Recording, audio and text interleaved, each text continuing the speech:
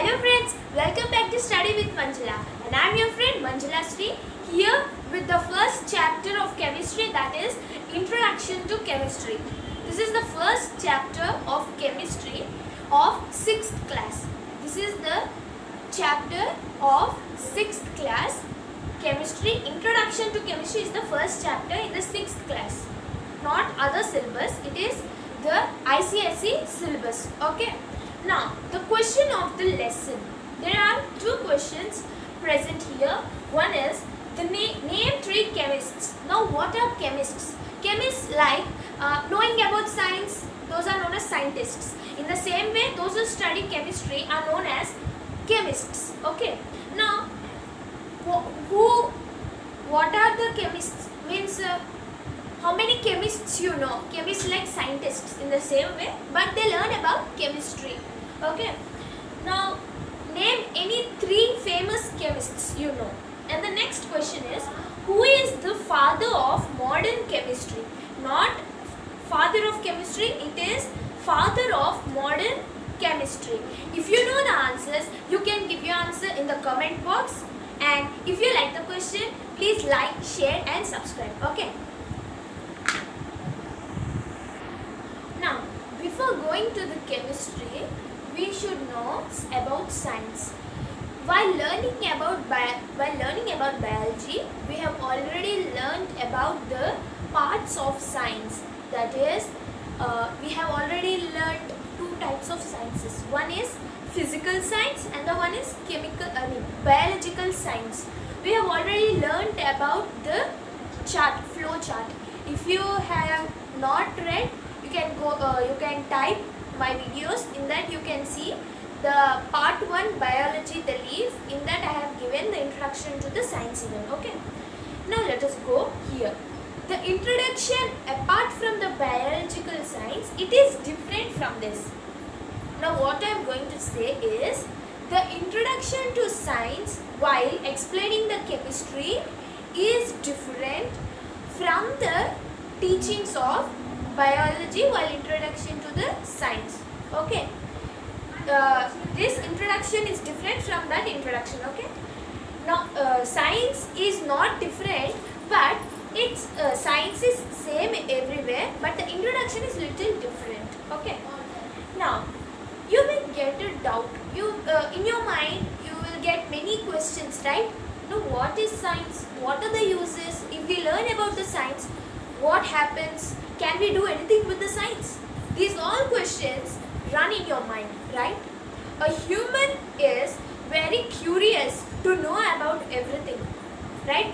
What's the meaning of curious is anxiety, excitement to know. Like for example, it's your birthday. On your birthday, you have got a gift. Many gifts, of course, but you have got a special gift. Your mother or your father given it. Then you were excited, you were curious to open the gift, then you are very excited to open the gift very fastly. See, that feeling from your childhood till you grown up, the feeling is the same when you get a gift. Even I have the same feeling when I get a gift. I was very eager to open the gift. So that feeling is known as curious. So the early human was so curious to learn about the nature. Where first let us know science. I have already said in the biological, while saying biology, that science is a subject to know about what's happening around us.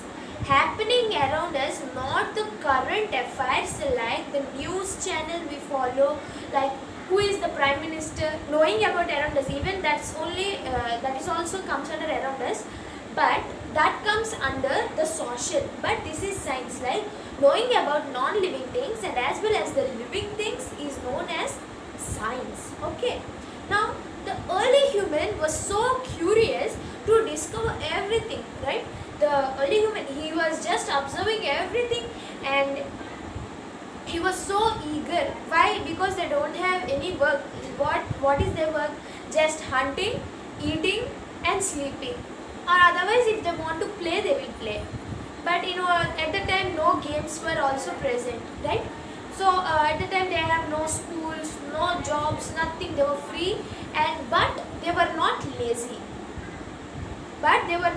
They don't have any work, but they were not lazy. Why? Because they don't do anything. To know about everything, they just work on that. Okay. Now, the early human at the time, he had we know that about the Stone Age. We have learned in the history, right? About the Stone Ages. Now, what is Stone Age? At the time when the early human used stones. So with that stones, they have developed to the metals. When they got the twigs or the branches of the tree, they found it's like a stick or a weapon, and they used to hunt animals with the sharp stones even, or with the branches. And again later on, they have developed to the metals, right? From the Stone Age, they have changed to Copper Age. Copper was the first metal to be discovered, right?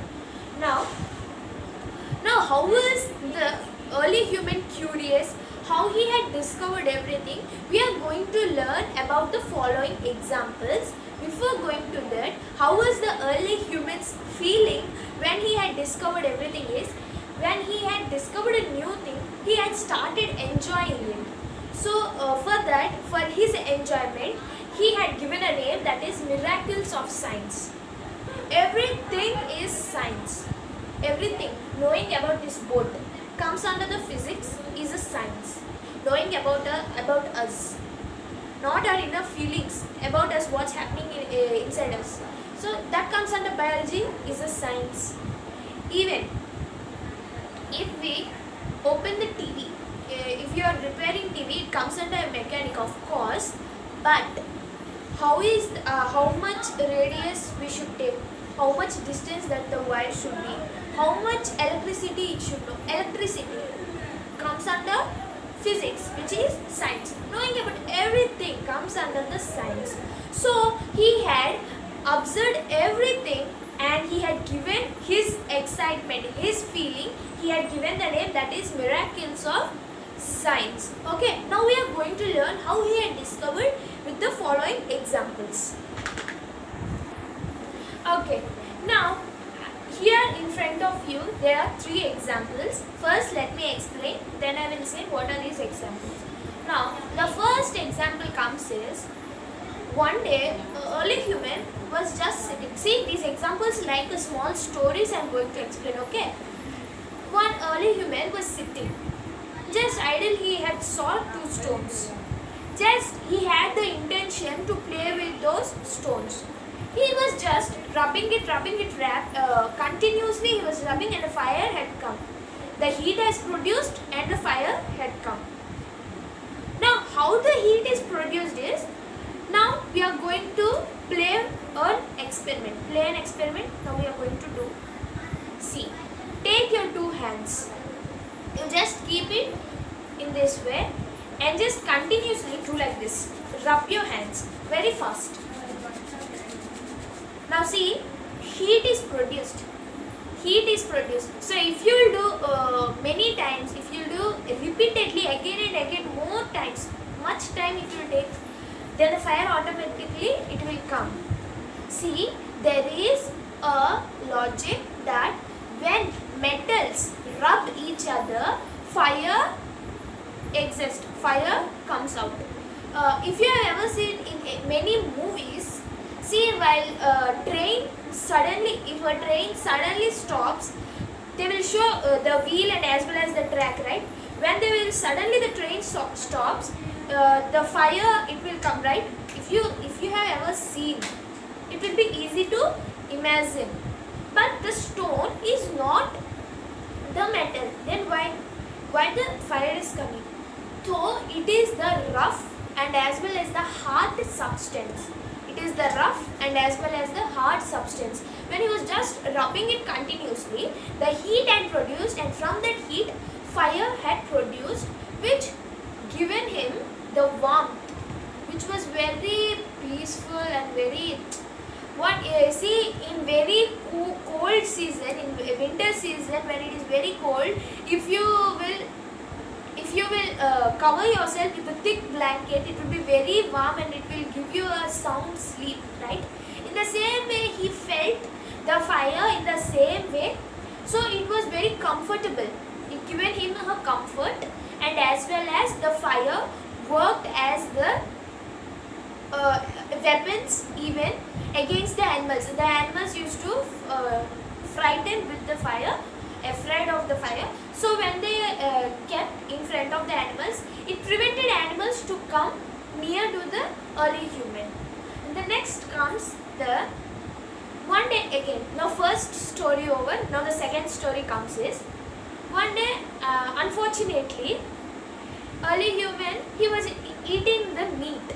Meat, you know, they used to not cook raw ones, kacha ones they used to eat without cooking.